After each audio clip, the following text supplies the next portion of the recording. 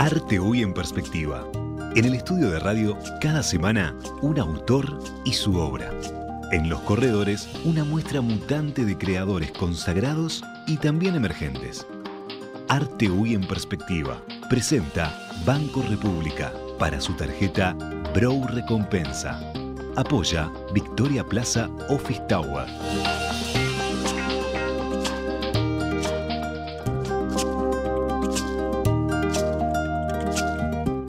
La conversación. Hoy conduce Daniela Blut.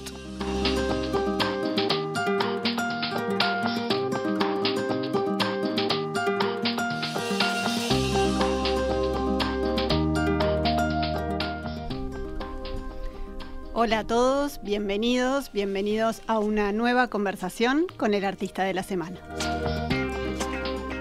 Hoy recibimos en el estudio a Vera Cienra. Bienvenida, Vera. ¿Cómo te va, Daniela? Mucho gusto, es un honor estar en esta exposición. Un honor para especial. nosotros recibirte por acá. Ya muchos mensajes en la mañana, en las redes, por todas las vías. La verdad que una convocatoria impresionante, tu nombre y tu obra en el estudio. Muchísimas gracias. Yo pensaba cuando armaba la presentación, capaz que algunos oyentes pensarán, bueno, se preguntarán, ¿es la misma Vera Cienra? ¿Se habrán confundido? ¿Es la misma de la canción, de la poesía, de los textos? Pero no hay confusión. Hay artistas que son así, que son multifacéticos, que crean por varias vías, por varias vetas. Tú sabes que yo lo llamo el privilegio de haber tenido esos dones. ¿No? Sí, sin duda. Porque en realidad me he manejado con esa posibilidad expresiva, lo he sentido como un don y voy a ellas cuando realmente hay necesidad de decir algo. Y a veces en esa necesidad de decir algo, tú querés la imaginación, querés la imagen. O no, mejor profundizo diciendo algo con la palabra y me nace la palabra, o de pronto una canción. Entonces esos dones yo los trato con la naturalidad y al mismo tiempo el respeto a tenerlos. Y una agradecida por eso. Es impresionante eso que contás y realmente un privilegio, ¿no? Es un privilegio porque a lo largo de mi vida, cuando uno vive bastante, como yo ya siento que tendría que ya volar, pero bueno, estoy aquí. Cuando uno ya tiene 7 décadas para mirar, entiende muy bien cómo ha sido el proceso y la orientación. Y es curioso, los artistas o toda persona que se fije en esas cosas, ¿cómo fue? Si uno mira biográficamente, ¿cómo hice esta hilación yo en mi vida? Casi de eso te voy a preguntar. Al tuntún, al titubeo, a elegir sin saber, porque ¿qué hace uno con su destino, no? Y entonces a lo largo de esas décadas he visto que desde mi infancia he estado con los colores y las pinturas, era parte del entretenimiento. En mi casa había un padre que pintaba. Eso justo te quería preguntar, porque se dio simultáneamente desde niña, ¿no? Desde niña, sí.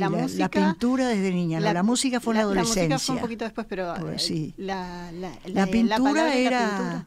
Fíjate que mi padre, que era un trabajador, que salía a las 7 de la mañana y volvía a las 8 de la noche. Era un trabajador. Y tenía una necesidad muy grande de comprar libros de pintura. Esa era su necesidad, porque yo nunca lo vi pintar, pintaba de joven. Y ver esas obras, por ejemplo, descubrir esas imágenes a los 8 o 9 años, era impactante aquello, ¿no? Más el hecho de que compraba libros de pintura para que estuvieran en la casa. En la casa, porque les gustaba, a papá le gustaba. Y él decía, bueno, cuando me jubile voy a dedicarme a pintar. Se jubiló y se murió a los 62 años. Y no pintó. Pintó de joven, pero después no volvió. Consejo, nunca abandonen. No esperen No esperen a. Hagan, no importa. Le dan un espacio. Porque además un artista tiene que estar en la vida. O sea que el espacio que te da la vida para hacer tu arte, espléndido. Y después encargarte de la vida. Y además de esos libros de pintura, ¿te compraba también lápices, pinceles, todos insumos para en que casa vos era parte de la alegría del juego, porque yo me acuerdo Arturo Castellá. Era un vecino que yo tenía a la vuelta de mi casa. Entonces él, con sus 10 años, y yo, Vera, voy a ir con mis colores y mis hojas. ¿Vamos? Bueno, entonces venía a casa con todos sus petates, agarramos la mesa y esa era la diversión, pintar. Pintar, dibujar, crear. Dibujar, crear. Y él también se dedicó a la escultura más que bien. Bueno. ¿Y recordás qué pintabas, qué dibujabas en ese entonces?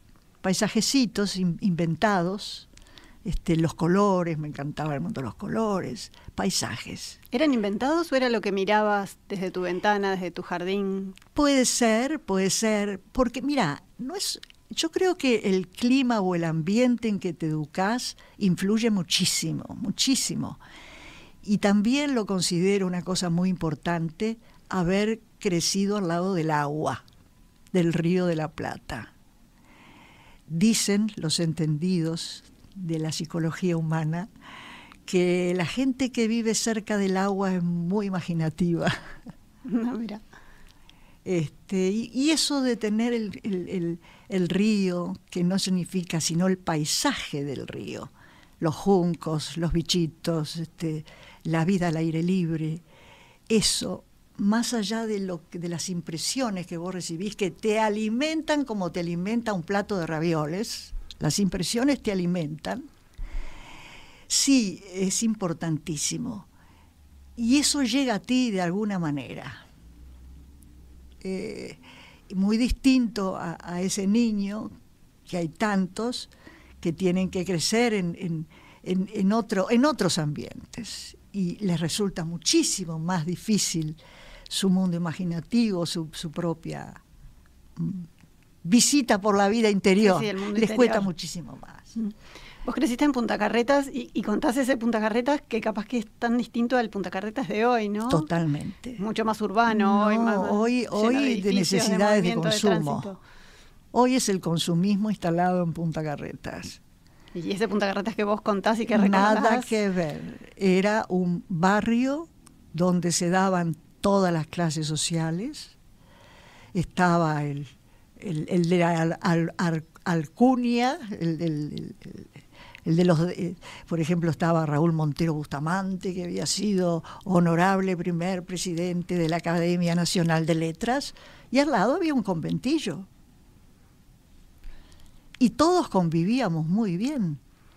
Familia de pescadores, claro. Todo un ambiente en donde el barrio era el barrio y donde se sentaban en verano afuera. La vereda, a conversar. Sí, hay mucha anécdota sobre, claro, y yo creo que todos, en realidad nuestro barrio pasa a ser nuestra patria, de algún modo. Y elegiste quedarte ahí, en el barrio. Es un punto de referencia fundamental. Yo viví en Buenos Aires unos años, pero no pude evitar volver cuando tuve que volver, volví al mismo lugar. Está muy cargado ese lugar, seguramente. Sí, lo he sentido muy, muy necesario. Son puntos de referencia. Así como hay gente que necesita buscar su referente, también como lugar de vida uno tiene sus referencias, ¿no? Mientras pueda. Yo no he sido una mujer de muchos deseos, entonces necesito poco para vivir. Por eso puedo bancarme ciertas cosas. Donde gasto, sí, es en los colores, en la pintura. Sí, en eso. ¿En los materiales en general o en la pintura? En los materiales en general, pinceles y ese tipo de cosas. Sí, esas cosas, todo eso que uno tiene que hacerse para ejercer. Y me contabas un poco en la previa, que siempre es inevitable, que siempre la hacemos antes de entrar al estudio, que al principio en la pintura trabajabas con óleo diluido, pero que ahora en los últimos años cambiaste y es una mezcla más con agua. Sí, primero quiero aclarar que sí, que soy autodidacta, porque los mismos amigos que he tenido, pintores... Defensora de ese camino. Defensora de los idóneos también. También. Los idóneos tendrían que juntarse, porque, bueno, eso es otro tema. Bueno, sí, trabajé mucho con óleo diluido durante la primera etapa, apoyada por consejos, porque el único lugar donde fui a tratar de intentar seguir un camino fue la Escuela Nacional de Bellas Artes, y cuando yo entré la dictadura la cierra, o sea que tuve que obviar eso. No era persona de taller, me sentía incómoda cuando estaba ahí a los talleres a trabajar, me sentía incómoda, que necesitaba soledad. Y trabajé durante muchísimos años en la biblioteca del Museo de Artes Visuales. Y allí, en esa etapa, trabajaban muchos artistas. Trabajaba Leonida González, la grabadora, divina mujer. Trabajaba Jorge Damiani, Vicente Martín, Alejandro Casares, todos artistas. Grandes nombres de la Claro, y que plástica estaban todos en la gestación de las exposiciones, en armarlas, todo ese tipo de cosas. Y yo era una veinteañera cuando llegué. Y ellos tuvieron esa bondad de guiar. Y hubo uno, Jorge Damiani, que me dice, yo por los dibujos que haces te veo por el óleo diluido, no el óleo empastado. Y dije, ay, ¿cómo se hace eso? Bueno, lo que tenés que hacer es comprar pinceles, trapos y mezclar, eso sí, trementina con algún solvente. Después, allá tú. Encontrate como puedas en tu propia cocina. Y no me dijo nada más, pero me dio una entrada a lo que era el óleo diluido y a aprenderlo sola. Y así estuve durante años. ¿Y seguiste los consejos y empezaste Seguí ese a probar? consejo y empecé a trabajar. Y empecé a poner en la pintura y las imágenes que no podía decir cantando. O no podía decir escribiendo. Entonces me venían imágenes, es decir, eso sí lo puedo afirmar mirando esas décadas vividas, que toda la historia artística tiene que ver con la imaginación, más que con la observación directa de un objeto o de un... Pero esa distinción entre lo que iba para la plástica y lo que iba para la música era natural, o sea, te surgía natural. Natural. Es decir, había la imaginación lo que yo llamo imaginación es una conciencia más despierta. Que no pensás con las palabras, sino que te surge la imaginación. Es una conciencia, te diría, que además también es onírica. Hasta yo era muy soñante de adolescente. Y entonces empecé a darme cuenta que ese mundo imaginativo tenía relación con la realidad. Bueno, en los audios que escuchamos en estos días previos a la entrevista, tus amigas, esa gente cercana, hablaba, ¿no?, de cómo tus obras plasmaban esas ideas previas a la vida, de la vida después de la vida, de la conexión con el cuerpo, de las angustias, ¿no? Como todo eso se ve reflejado. Claro, en tu eso, obra querida, pictórica. fue la última etapa, cuando el tema de la pandemia. Y vi que acá había crecido el miedo a la muerte, había crecido mucho. Y dije, ¿qué hago yo con eso? Así que, ¿cómo puedo colaborar? ¿Cómo puedo...? Pero tampoco podés obligarte. Es como que tú no podés forzar, pero sí tenés que ir. Aunque no tengas ganas, sentarte frente a la hoja o lo que tenés que hacer y bueno, y meditar un poco y tirar, pero hacerlo como... Yo tengo un gran respeto por la vida artística, un profundo respeto.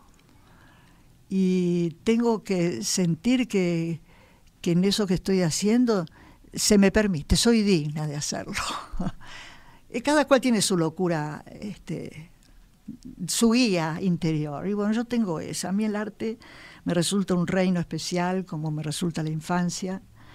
Creo que el arte es un mediador entre el cielo y la tierra.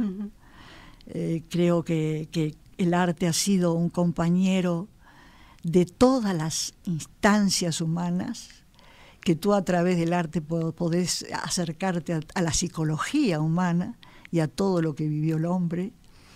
O sea que nos ha acompañado, se ha expresado, el ser humano se ha expresado, hombres y mujeres, a través de lo artístico.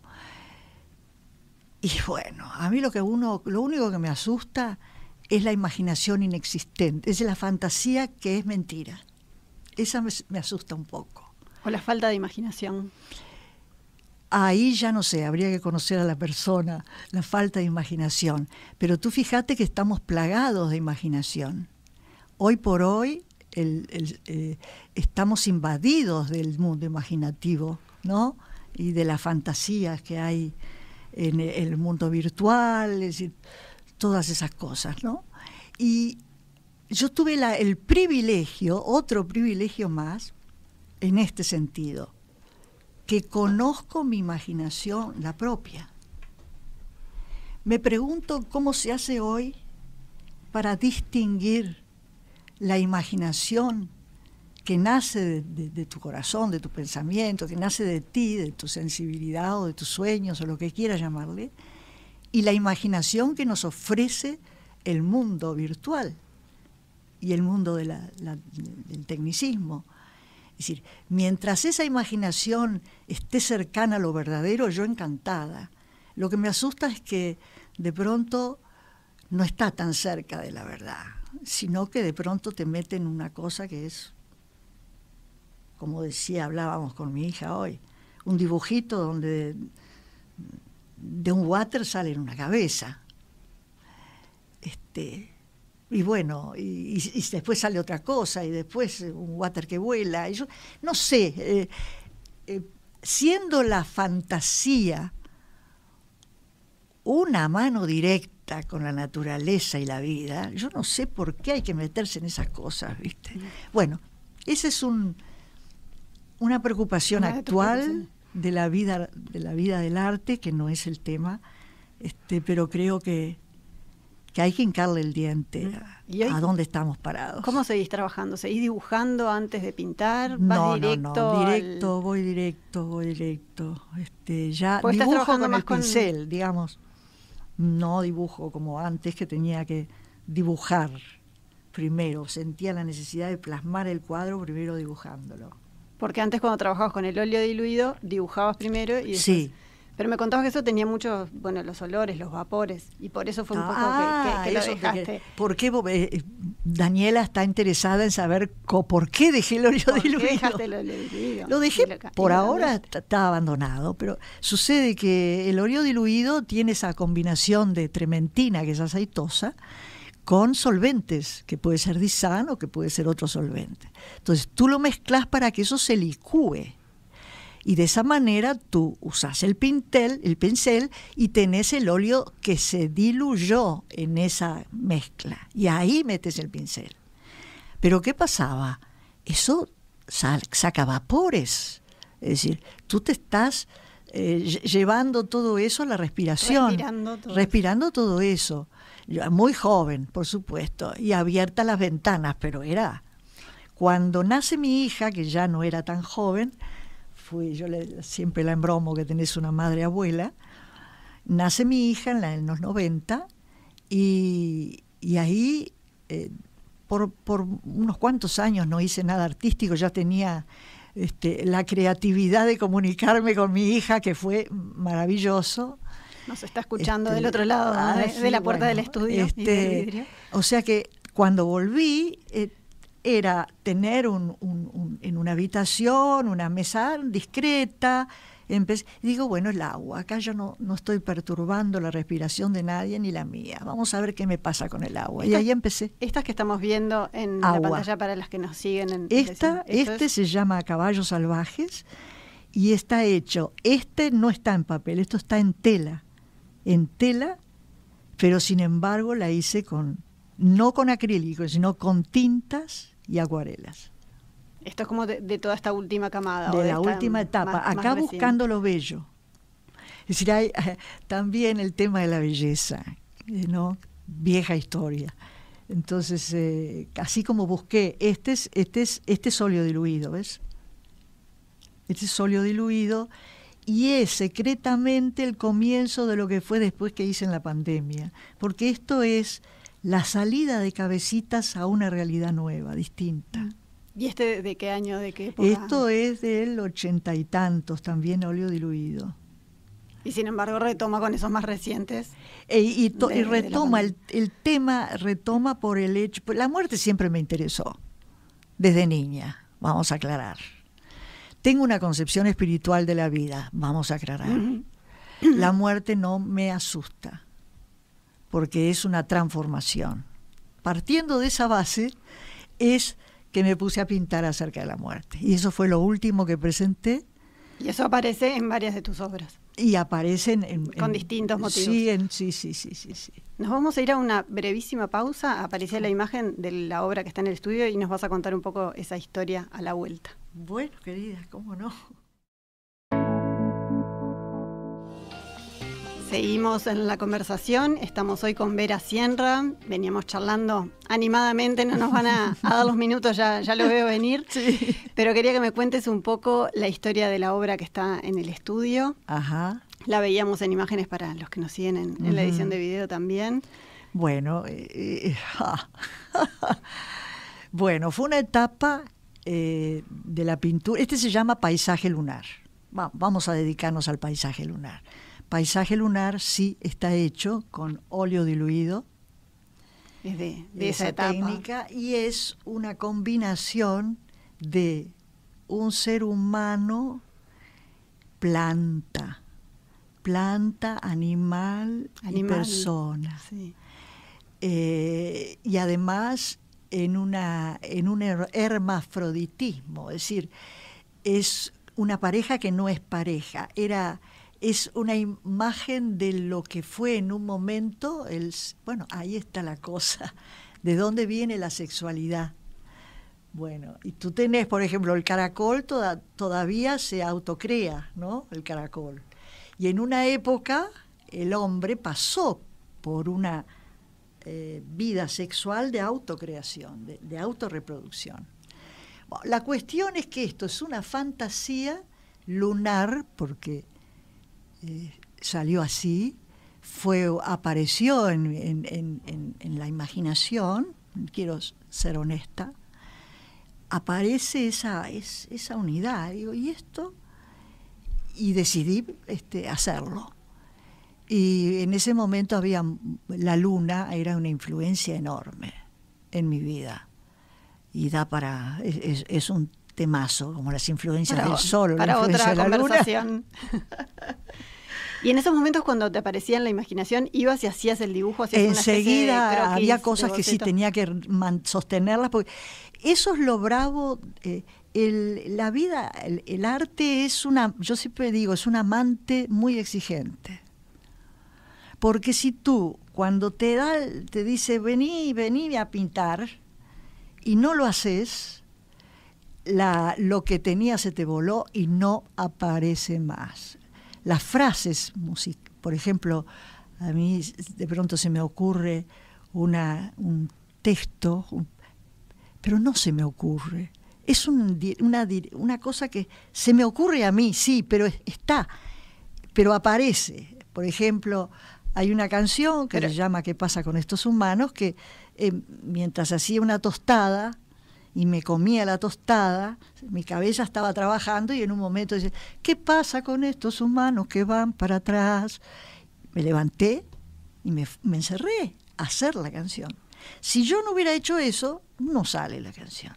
A eso me refiero a los que están oyendo, que tienen que seguir paraditos ahí, exigidos por lo que les está pidiendo, porque si no, desaparece. Por eso digo que el arte es un amante muy exigente. El arte en cualquiera de sus formas. Para mí en cualquiera de sus formas. A mí lo que más me interesa hoy es la expresión artística, y en este país yo lo respeto, lo quiero tanto, este país, a la gente, ¿no? Creo que hay primero que ciudad puerto y mundo uruguayo lleno de ríos, o sea que muy imaginativo. Y además muchos artistas. Acá todos gustan de expresarse. La cerámica, la escultura, la pintura, el dibujo, el arte, todo, de todo hay. Mucha música, mucho teatro. Mucha música, mucho el teatro, el arte dramático. Eso es lo que a mí secretamente me esperanza, porque personas que tienen esas condiciones, ya te digo, no me importan los currículos, no estoy hablando de eso, de la capacidad de expresarse. Primero, que se van a ayudar muchísimo, porque la expresividad artística trae conocimiento. La expresividad artística no es solamente divertirse. No es así la cosa, no está para divertirse. Está para abrirnos, está para conectarnos con el mundo. Yo al arte de divertimento nunca lo tuve. ¿Cómo te llevas con mostrar tu trabajo? El año pasado volviste a los escenarios después de varios años de no haber estado, y con las exposiciones también, ¿no? Has mostrado, has expuesto tu arte en varios lugares. Sí. Y formás parte de un colectivo de Junarte. También, ¿no? sí. ¿Cómo lo vivís, mostrar tu arte? Y que la gente todavía se sorprenda con esto de que también sos artista plástica, que capaz que no es la verdad. Yo no me llamaría artista plástica. Bueno. Te digo, sí. Claro, por eso digo los dones. Porque yo no busqué ser artista plástica. Vino conmigo esa cosa y vino ¿Y cómo te también llamarías? de los entornos. No, yo me siento artista. Yo me siento un artista en el sentido de así como el periodista mira el mundo, o el político mira el mundo, el artista mira el mundo. ¿No se le ha preguntado cómo lo ve? Bueno, pero se mira su trabajo. No, y pero digo, no, es te lo digo como signo de interrogación, porque se junta mucha gente para mirar al mundo de determinados modos. No se ha juntado mucha gente para mirar al mundo desde lo que el arte te ha dado, ¿no? En fin, Daniela. Bueno, ¿qué planes hay de mostrar la obra? Bueno, y eso que tú decías de qué me pasa, por lo pronto les confieso que cuando me invitaron a Perspectiva sentí un gran pudor, porque ya no es una exposición, es directamente mostrar un cuadro en una radio, ahí por Facebook, y sentí un poco de vergüenza. Ya se me pasó, pero... Te ha ido muy bien en estos días. Sí, todo tranquilo. Pero a lo que voy es que creo y aconsejo que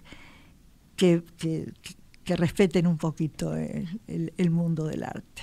No es entrar y tirar cualquier cosa. Yo no lo veo un mediador de conocimiento. A mí me dio conciencia el arte. Por eso lo digo. Y lo seguís trabajando. Y lo sigo trabajando y creo que seguiré trabajando hasta que me muera. Muestre o no muestre. Pero ¿qué pasa? Como digo, uno no es un parásito de esta sociedad. Y cada uno ha venido con sus dones, con sus misiones, con sus actitudes de vida. Entonces, si vos tenés ese privilegio de poder expresarte y observar algunas cosas y poder llevar, y tú sentís que hay necesidad de ese tema. ¿Sí? Yo sentía que hay necesidad de que el ser humano comprenda su propia muerte.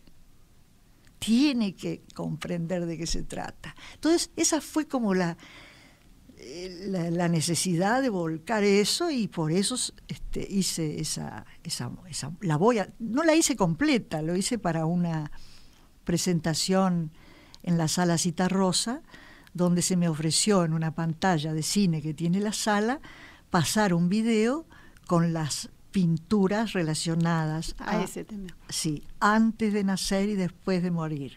Somos. Perfecto. Bueno, queda ese disparador ahí para lo que vendrá. Sí. Vera, te agradezco mucho haber estado por acá. Se nos termina el tiempo, era cortito, ya sabíamos. A ti, Daniela, te agradezco, a Emiliano y a Alejandra. Un abrazo y mucho gusto estar acá. Las obras quedan por acá unos días más. Bueno. un placer. Nos despedimos hasta el miércoles que viene para una nueva conversación. Muchas gracias.